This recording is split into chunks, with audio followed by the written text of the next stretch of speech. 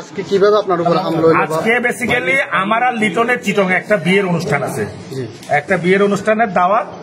তো আমি আর লিটন যাব, যেহেতু আমাদের দুইটা গাড়ি দুইজনে নেওয়ার দরকার নাই। লিটনকে বললাম যে এক কাজ করো, আমার গাড়ি আর নিলাম না, তোমার গাড়িতে দুইজনে যাই। লিটন পরে বললো তাহলে আসেন, আমি জসিম কমিশনের ওইখানে আসি। তো জসিম কমিশনার স্বাভাবিক, আমি লিটন যেহেতু বসছি, আমাদের দলীয় নেতাকর্মীরা সেখানে আসছে, আমার 4 নম্বরের অনেক নেতাকর্মীরা যেতে চাইছে, আমি বলছি যে দরকার নাই। হ্যাঁ, আমি চা খাইতে গেছি। এরপরে লিটন বলছে কোথায় গেছে? আমাদের জসিম কমিশনার, আমাদের সদস্য সচিব পৌরসভা না, উনার অফিসে, বাড়িহাট কলেজ গেটে উনার অফিসে। আচ্ছা, ওখান থেকে পরে আমরা বললাম যে যেহেতু ছেলে পেলে আছে একটু নাস্তা করে ওইখান থেকে চলে যাব।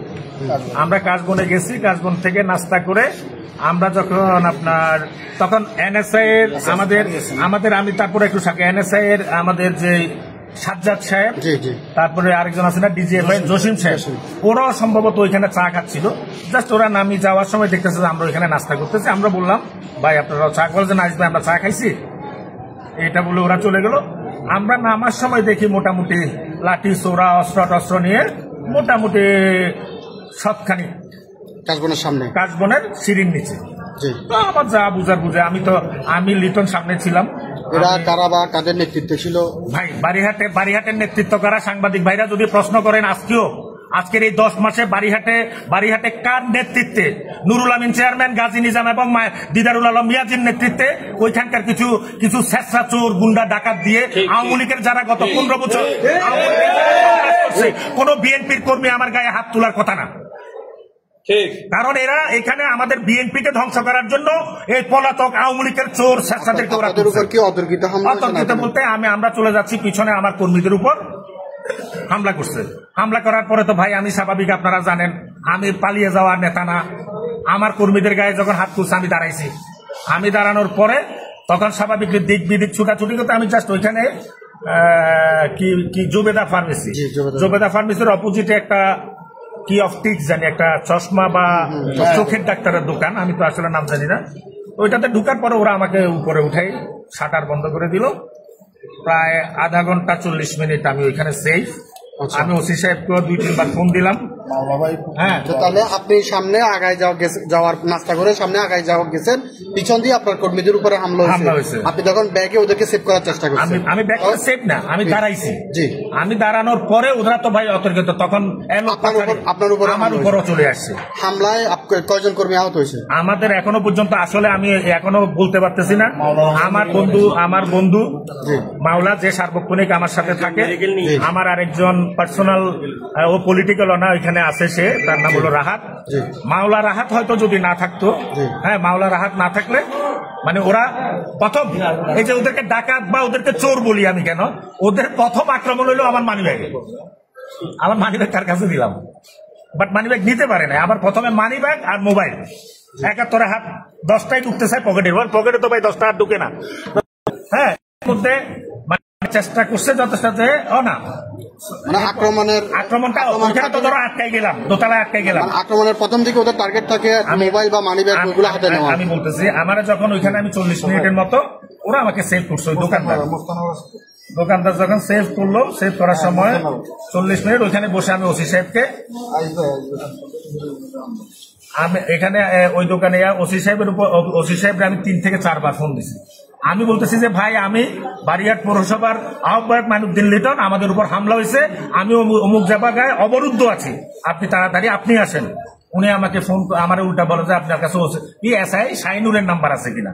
আরে ভাই আমি ওসিকে একাধিকবার, আমি উপজেলা বিএনপি সদস্য সচিব, হ্যাঁ, উনাকে আমি 3 বার 4 বার ফোন করার পরেও ওইখানে আধা ঘন্টা 40 মিনিট অতিবাহিত হওয়ার পরে ওই দোকানের উপর প্রেসার ক্রিয়েট করে ওইটাকে শাটার খুলে 3-4টা ছেলে, আমি তো আসলে সবগুলা তো চিনার কথা না, 4-5 জন ছেলে গেছে যে ভাইয়া কিছু হবে না, ভাইয়া কিছু হবে না, চলেন আপনারা। আমরা স্বাভাবিক ওরা তখন সামনে অনেক, জাস্ট ওই দোকান থেকে বের হওয়ার সাথে সাথে মানে প্রথম হাত হলো আমার মানিব্যাগ আর মোবাইল।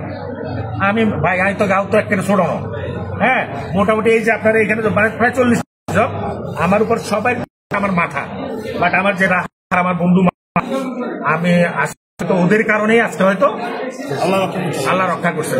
রাহাতের অবস্থা খারাপ, মাওলার অবস্থা খুবই খারাপ, ওরা এখান থেকে এখানে আমার আঘাত আমি তো আমার রাহাত অলমোস্ট আমার মাথার উপরও আমার ঘাড়ের উপর উঠেও আমার মাথার উপর শুয়েছিল অনেকটা, মানে আমাকে ছোটে মনে হয় এখানে মাথায় আছে কিছু বাড়ি পড়ছে, এটা লাঠির বাড়ি মনে হয়, লাঠির বাড়ি দাঁতের এখানে এই যে চাউল বাড়ি অনেক করছে, কিন্তু আমার বাড়িগুলো সব ওরা নিছে, যেমন মাওলা মাথায় এবং ছোটে বা এছাড়া শরীরে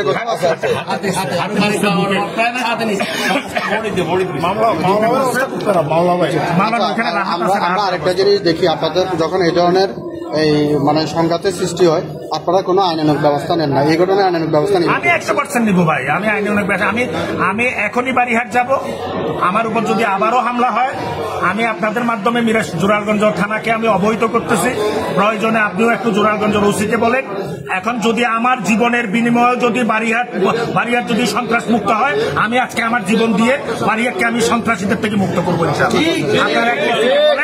কারণ আমি একজনের জীবন দিয়ে, কারণ মিরাসরাইতে আইন শৃঙ্খলা বাহিনী, এখানে আর্মির ক্যাম্প, এখানে বাড়িহাট থানা, এটা জনসাধারণের কোনো কাজে লাগতেছে না।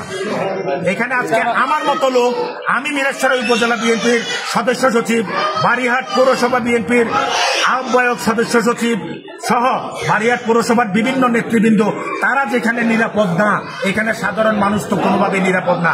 তো আমাকে যদি মারি, আমি যদি, আপনারা জানেন ওদের বিরুদ্ধে আমার গলা সবসময় সোচ্চার, তো ওরা যদি আমাকে মারি, মিরাসরাইতে যদি আমার মতো আর কাউকে না পায়, ওরা যদি তাসের রাজত্ব কায়েম করতে চায় করুক।